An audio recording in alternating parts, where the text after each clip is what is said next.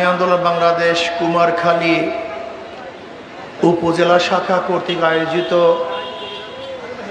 আজকে গণেশ সম্মেলনের সম্মানিত সভাপতি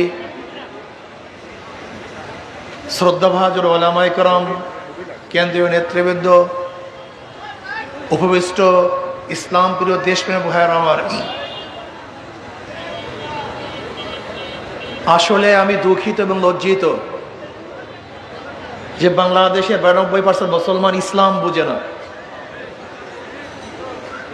ইসলামকে চায় না, ইসলাম কি জিনিস জানে না। আমার নবী আলাইহিস সালাতু ওয়াস সালাম কেন এসেছেন অনেকে বুঝ নাই, জানা নাই। ভাই মাইক কমায় দেন, ব্যাড সাউন্ড না হয়। খাস করে আমি আজকে গরিব বন্ধুদেরকে বলবো, আমার গরিব বাবারা, আপনাদের মুক্তির জন্য জনাব মুহাম্মদ রাসূলুল্লাহ সাল্লাল্লাহু আলাইহি ওয়াসাল্লাম দুনিয়াতে এমন সুন্দর এক অর্থনীতি অ্যাপ্লাই করেছেন যে অর্থনীতি অনুযায়ী যদি মানুষ চলে তাহলে সমস্ত মানুষগুলি দরিদ্র সীমার উপরে চলে যাবে। অথচ গরিবরা ইসলামকে পছন্দ করে না। কিন্তু আমি বলবো, বর্তমান যে অর্থনীতি চলতেছে, কিয়ামত পর্যন্ত এইভাবে চলতে থাকলে কোনো গরিব ধনী হবে না, বরং সমস্ত ধনীরা ধনী হয়ে যাবে। উদাহরণস্বরূপ, আপনি আজকে যাবেন ব্যাংকে, একজন গরিব রিক্সাওয়ালা, ম্যানেজার সাহেব আমাকে 10 লক্ষ টাকা ঋণ দেন, লোন দেন।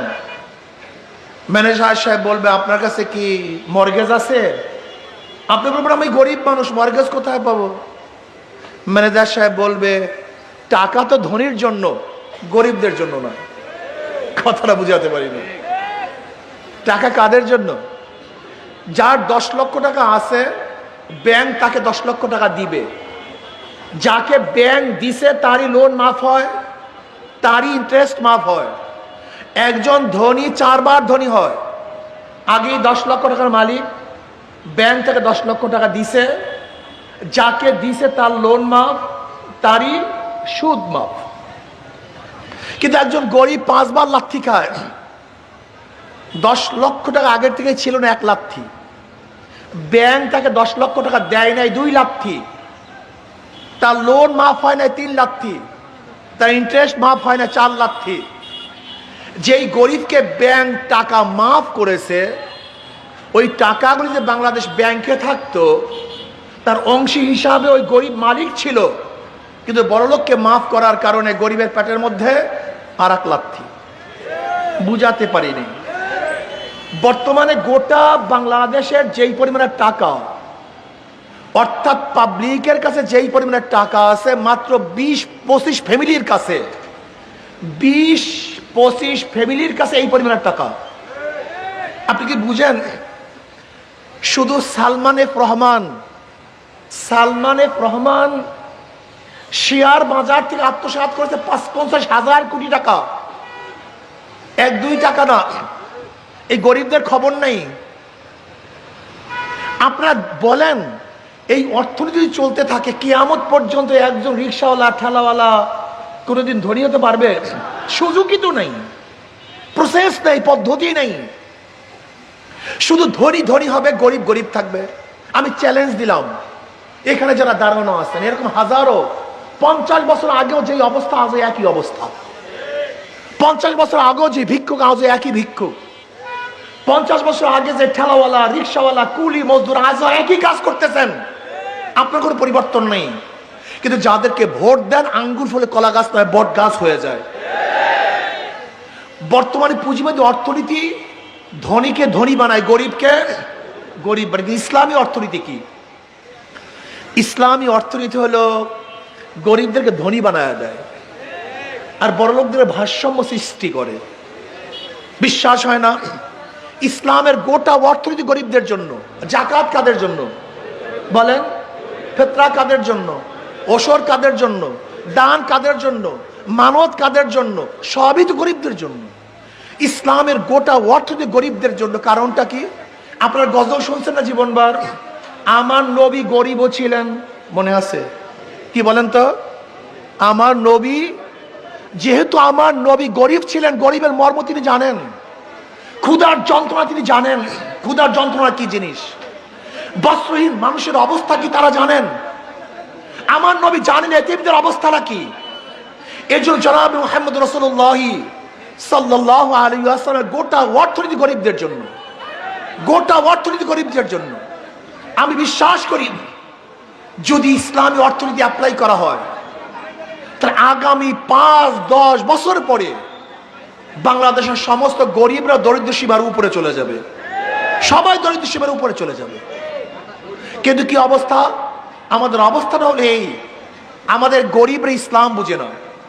কেন বুঝে না? আমার দর্শন, আমাদের অনেক গরিব বাবারা হয়তো বা অনেক খারাপ কাজে লিপ্ত হয়ে গেছে, এর জন্য ওরা মনে করে ইসলাম ক্ষমতা আসে আমার খারাপ কাজের অবস্থাটা কি হবে। আপনি ভয় পাওয়ার কিছু নেই। একদিন এক গাঁজাওয়ালা, গাঁজাখোর আমাকে প্রশ্ন করতেছে যে হুজুর ইসলাম যদি ক্ষমতা আসে আমার গাঁজার অবস্থাটা কি হবে। বেটায় খুব চিন্তিত ইসলামের জাগরণ দেখে, আমার গাঁজার অবস্থাটা কি। আমি বললাম বাবা তুমি কি মসজিদে গিয়ে গাঁজা সেবন করতে পারো? বল না। আমি বলি কেন পারো না? কেন? বলে হুজুর পরিবেশ নেই। আমি বললাম দেখো ইসলাম ক্ষমতা আসলে গোটা বাংলাদেশটাই মসজিদের পরিবেশ হয়ে যাবে, তুমি গাঁজা সেবন করতে পারবে না, কোনো সমস্যা আছে? বলে হুজুর তা তো নেই, বিশ্বাস হয় না কথা, আপনাদের কথা বিশ্বাস হয়নি। এখানে যারা দাঁড়ানো আছেন এই পুরো এরিয়ার মধ্যে ধূমপান করেন একজনও নাই এখানে? কথা বলেন না কেন? তাই ধূমপান করছেন না কেন? কথা বলেন না। নিষেধ করছি, বাধা দিছি, বলছি, তা আপনি কেন ধূমপান করছেন না? কারণটা কি? আপনি বলেন বুকে হাত দিয়ে, আপনার কি একবার ধূমপান করতে মনে চাইছে? কেন বলেন? পরিবেশ নাই। ঠিক আমরা পরিবেশ সৃষ্টি করব, আমার গাঁজাখোররা গাঁজা সেবন করবে না, আমরা পরিবেশ সৃষ্টি করব মদ পানওয়ালারা মদ পান করবে না, আমরা পরিবেশ সৃষ্টি করব যারা ঘুষখোর ভয় পায় ইসলামকে। আমার ঘুষের অবস্থাটা কি? কোনো টেনশন নাই আপনার, আপনি নিজের থেকে ঘুষ ছেড়ে দিবেন, আপনি ঘুষ খাবেন না। যারা চুরি করে ওরা চিন্তা করে আমার চুরির অবস্থা কি, আপনি টেনশন করবেন না। আপনি চুরি করবেন কেন? আপনার চুরি করতে হবে কেন? ক্ষুধার জন্য? যদি বাংলাদেশের ইসলামিক কান্ট্রি কোন একজন গরিব ক্ষুধার্ত অবস্থায় থাকে তাহলে সেই অবস্থায় ওই প্রেসিডেন্ট সাহেব, প্রাইম মিনিস্টার সাহেব পেট ভরে খানা খেতে পারে না। ইসলামী নিয়ম, ইসলামের আইন। বাংলাদেশের জনগণ ক্ষুধার্ত থাকবে আর প্রধানমন্ত্রী প্রেসিডেন্ট পেট পুড়ে খানা খাবে, এটা ইসলামের নিয়ম না। বাংলাদেশের গরিবরা বস্ত্রহীন থাকবে আর প্রেসিডেন্ট সাহেব হাজারো বস্ত্র পরবে, ইসলামের নিয়ম না।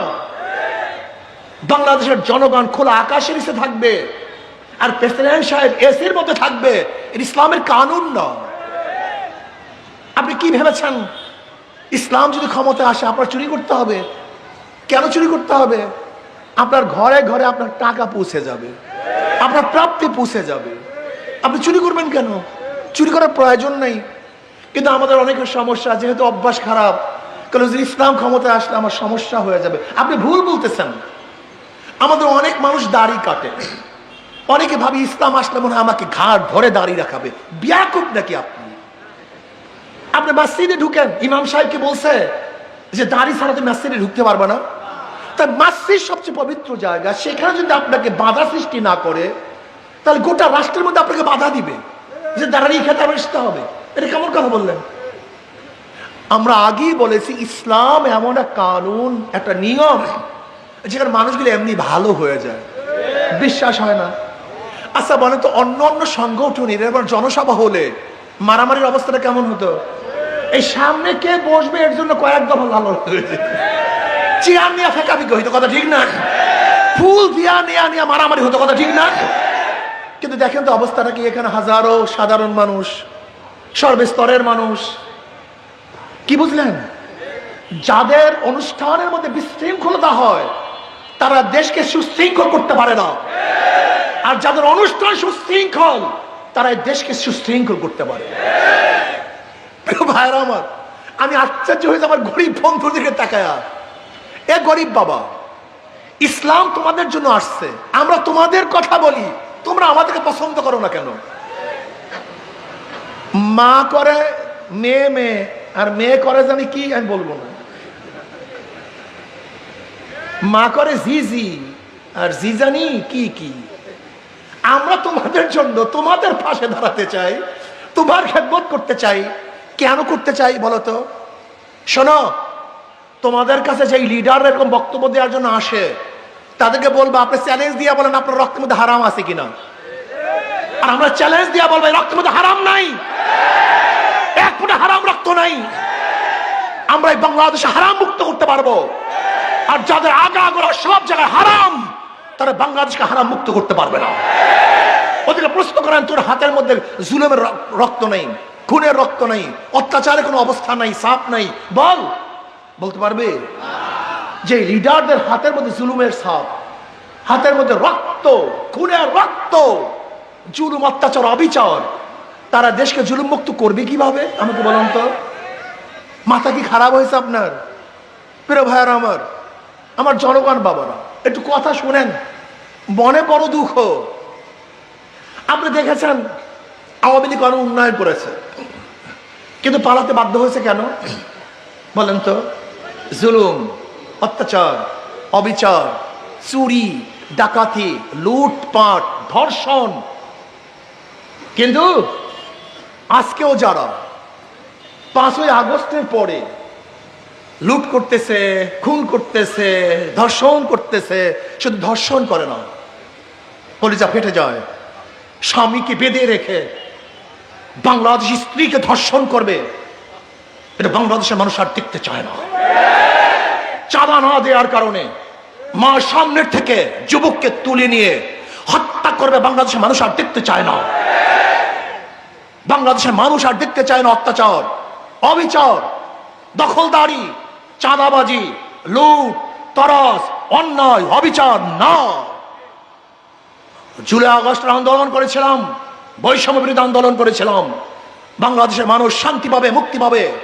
আমার শ্রমিকরা অধিকারের জন্য আর আন্দোলন করবে না, আমার বিধবা মারা না খেয়ে থাকবে না, বাংলাদেশের একজন মানুষও বস্ত্রহীন থাকবে না, বাংলাদেশের একটা নাগরিক খোলা আকাশের নিচে আর ঘুমাবে না, আমার বাংলাদেশের কোন মানুষ আর চিন্তাই হবে না, অপহরণ হবে না, বাংলাদেশের একজন মানুষ বিনা অপরাধে জেলে ঢুকে ঢুকে মরবে না, বাংলাদেশের একজন মার বুক আর খালি হবে না, আমার বোন স্বামী হারার আর কান্না কাঁদবে না, আমার বাচ্চারা বাবার জন্য এতিম হিসাবে কাঁদবে না। বাংলাদেশ শান্তি থাকবে, মুক্তি থাকবে, স্বাধীনতা থাকবে, প্রত্যেক অধিকার বাস্তবায়ন হবে। এর জন্য আন্দোলন করেছিলাম, রক্ত দিয়েছিলাম, সামনের কাতার অগ্রসর হয়েছিলাম, নিজের বুককে বুলেটের সামনে পেতে দিয়েছিলাম। কিন্তু আজকে যারা চাঁদাবাজি করবে, লুটপাট করবে, জুলুম করবে, অত্যাচার করবে, বিচার করবে, বাংলাদেশকে দখলদারি করার চেষ্টা করবে, বাংলাদেশের মানুষ ইনশাআল্লাহ অবশ্যই তাদের প্রত্যাখ্যান করবে। ওদের সব জায়গায় ধোঁকাবাজি, সব জায়গায় ধোঁকাবাজি। যারা নৌকা নির্বাচন করে নিজেরা নৌকা চালাতে পারে না, যারা ধানের শীষে নির্বাচন করে নিজেরা ধান কাটতে পারে না, যারা নাঙ্গলে নির্বাচন করে নিজেরা নাঙ্গল বইতে পারে না, যারা কুঠার নিয়ে নির্বাচন করে নিজেরা কাঠ কাটতে পারে না, যারা গরুর চাকা নির্বাচন করে গরুর গাড়ি চালাতে পারে না। নৌকা কাদের প্রতীক? গরিবদের। ধান কাটে কারা? কাদের প্রতীক? নাঙ্গল কাদের প্রতীক? কুঠার কাদের প্রতীক? প্রতীক নিছে গরিবদের, কিন্তু যারা নির্বাচন করে একজনও গরিব না। অবস্থা বুঝেন? মানে ধোকাটা কোন জায়গায়? নিচে প্রতীক গরিবদের, কিন্তু একজনও গরিব না, কেউ চালাতে পারে না। কিন্তু হাত পাকে এমন এক প্রতীক, যারা নির্বাচন করে তারাও ঘুরাতে পারে, যারা করে তারাও ঘুরাতে পারে। পুরুষরাও চালাতে পারে, মহিলারাও চালাতে পারে, ধনীরাও চালাতে পারে, গরিবরাও চালাতে পারে, মুসলমানরাও ঘুরাতে পারে, হিন্দুরাও ঘুরাতে পারে। কেউ কার মার্কা বুকি নিয়ে ঘুমায় না, কেউ কার মার্কা বুকি নিয়ে ঘুমায় না, নাঙ্গল কেউ বুকি নিয়ে ঘুমায় না। হাত পাকা কথা বলেন না কেন? ধানের শীষ কেউ বুকি নিয়ে, নৌকা, কিন্তু হাত পাকা ঘুমের সময় বুকের মধ্যে থাকে। কারেন্ট ফেল করে, হাত পাকা ফেল করে না।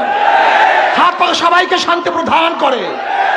আমি বিশ্বাস করি হাত পাকা সর্বজনীন মার্কা, হাত পাকা সবার মার্কা, সব গোত্রের, সব জাতির, সব ব্যক্তির মার্কা হাত পাকা। যদি হাত পাকা বিজয় হয়, ইনশাআল্লাহ এই জাতি বিজয় হবে।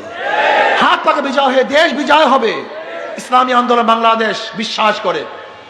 এই যে দেখেন আমাদের আনোয়ার সাহেব, আল্লাহ কবুল করেন ওনাকে, থাকবেন ইনশাআল্লাহ সবাই। শোনেন, হাত পাখাকে ভয় করে কারা? হাত পাখাকে ভয় করে দিল্লি, হাত পাখাকে ভয় করে ভারত, হাত পাখাকে ভয় করে জালেম খুনিরা, ডাকাত বদমাশ নয়, যারা মনে করে আমাদের চাঁদাবাজি বন্ধ হয়ে যাবে, ডাকাতি নষ্ট হয়ে যাবে, গোলামি আর হবে না। ইনশাআল্লাহ ইনশাআল্লাহ বাংলাদেশ পরাশক্তি হবে।